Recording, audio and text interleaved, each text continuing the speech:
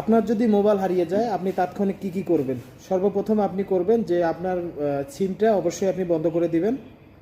দ্বিতীয়ত যে আপনার ফোনে যে বিভিন্ন ব্যাঙ্ক অ্যাকাউন্ট, বিভিন্ন ডকুমেন্ট এবং বিভিন্ন ধরনের অ্যাপস থাকে, এগুলো অবশ্যই আপনি অ্যাপসের মাধ্যমে এগুলো বন্ধ করে দিবেন।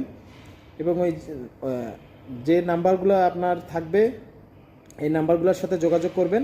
এবার তাৎক্ষণিক আপনার যেগুলো অ্যাপসগুলো থাকে এগুলোতে আপনি অ্যাপসের মাধ্যমে বন্ধ করে দেবেন এবং ইমেলের মাধ্যমে, যে ইমেল আপনার ফেসবুকে দেওয়া বা বিভিন্ন জায়গায় দেওয়া থাকে, এই ইমেলের মাধ্যমে সব কিছু আপনি বন্ধ করবেন। তারপর অবশ্যই থানা জিডি করবেন। জিডি করার পর যে তদন্তকারী কর্মকর্তা তার সঙ্গে অবশ্যই আপনি যোগাযোগ রাখবেন। কখন আপনার ফোনটি খুলতেছে বা বন্ধ করতেছে, অন করতেছে, ওখান থেকে থানা থেকে আপনাকে বলে দিবে। এজন্য ফোন হারালে অবশ্যই আপনাদের সিমটা আগে বন্ধ করে দেওয়ার চেষ্টা করবেন বা তুলে নেওয়ার চেষ্টা করবেন। আর অ্যাপসের মাধ্যমে যতগুলো অ্যাপস থাকে বা অ্যাপসের ভিতর থেকে যত ডকুমেন্ট থাকে এগুলো অবশ্যই সরিয়ে নেওয়ার চেষ্টা করবেন। অ্যাপসের মাধ্যমে থেকে সব কিছু উদ্ধার করবেন এবং জিডি করে অবশ্যই থানায় খোঁজখবর রাখবেন।